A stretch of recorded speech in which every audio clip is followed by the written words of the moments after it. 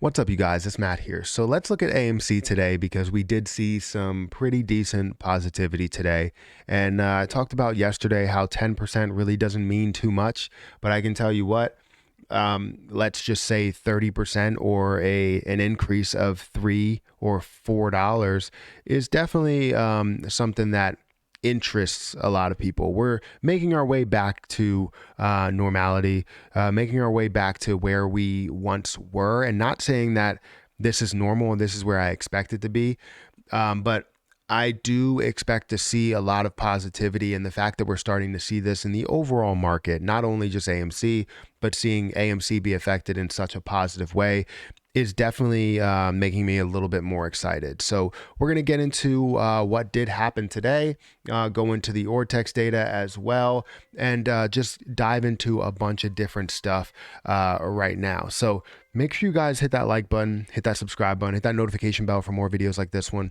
Also, make sure you guys check out some of the links down below if you want to get my coin, buy the dip coin, or if you want to check out any of the other links, any of my other channels. Those links will be down in the description. One other thing is my burn channel. If you guys are a fan of Shiba Inu and you support Shiba Inu, I burn off Shiba Inu every month.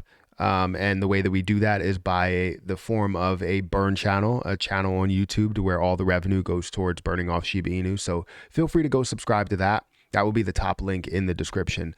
But first, let's start with the Ortex data to see where that is. I know a lot of people are upset about the Ortex data and feel like the Ortex data isn't really as accurate. And I never felt like this data has been 100% accurate, right? It's like 85% of the exchange data, but the issue is not just based around the 85%, it's around how accurate is that 85% or how accurate is the percentage that they're putting on here, right? But we see 21.17% short interest of free float as of right now. We did see, or as an update from 7 a.m., we could see here that the short interest change today is about 1%. So we're adding on to that short interest of free float. You do see that the borrowed shares at 1.54 million and the total return shares of about 400,000. If we're looking at the total, short interest or total shorted shares, we have 108 million, almost 109 million. The shares on loan sitting at about 117, and utilization is now at 100. So obviously seeing some really strong moves when it comes to the short data here, and how this play can actually be very, very strong of a play. We also need to look at the chart exchange data. I don't know how updated this will be because we just ended the market open not too long ago. We can see that we're at 56% short, not short interest, but shorted shares. So out of the volume that we see up here, 37 million, 37.9 million, 21.4 million is short, which is 56% of the total volume. Last 30 days, we're looking at 60% average. So obviously we're still seeing a massive amount that they are shorting. But the real reason that you came here is for this data here, for what happened in the chart.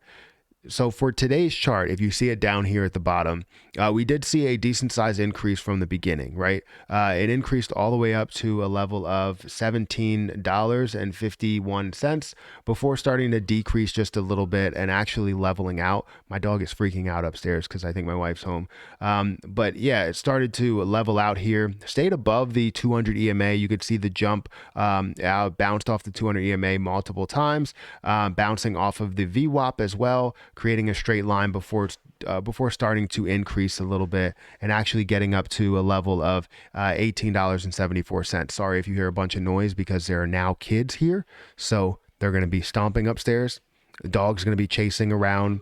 The cats are probably going to jump through the cat door, so it's just going to be a lot of noise.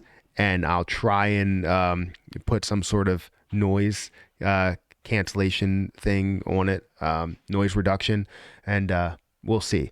But yeah, right now we did see that bounce or the pullback from about 19, before it started to decrease and bounce off of the VWAP/200 EMA because they're both in the same line. But we did start to see more and more positivity as the day went on. And as we got towards power hour, it started to increase even more, which typically we'll see that increase and then it'll pull down aggressively because they'll reshort it, right? They'll short this thing over and over again and continue on that way. But you do see right now in the after hours market that we're sort of flat, slightly down, about 0.5% down. And it's getting closer and closer to that 200 EMA line. We're starting to look like we're just consolidating throughout the after hours market, which sometimes is normal. I don't like seeing it because I know that we have a lot of buying power that's going into it. And this just shows that they're not really doing much there. The manipulation is not, there's not going to be a lot of manipulation in the after hours market as of today, unless we start seeing some massive swings, right? We had a lot of buying power during the day, and that's great to be able to see. Now, I wanted to also talk about the 10,000 foot view. So the 10,000 foot view I talked about quite often. I always talk about how from 70 or let's say even 60, we started to see that downturn. 1, 2, 3, 4, 5, 6, 7, 8 out of the 8 months or 7 months, let's go with 7, you saw 6 of them that were negative, 6 of them that were, falling down, that were red candlesticks when we're looking at the month, besides this one period in time, which typically when you see a large jump, you're going to see a decrease. People think that's the low. They're going to get into it, and then you're going to see it start to decrease more. However, the fact that it did fall more and more, obviously with the stock market falling down and also the manipulation that comes into it, that's the reason why we saw this.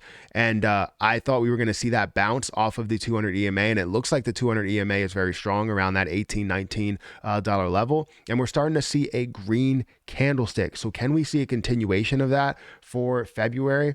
When we get through the rest of February, we can see a continuation of that green candlestick to get us up over this hump, over a $26, $27 hump, especially that's around my cost basis, about $27. So I want to see that skyrocket above there. And we're just looking for a simple, technical setup. And that's exactly what we're seeing here. Off of that 200 EMA, I knew we were going to see that bounce. I said that February is most likely going to be a positive month unless they start, rapidly shorting it or massively shorting it, because of the fact that we're seeing that 200 EMA as a strong level.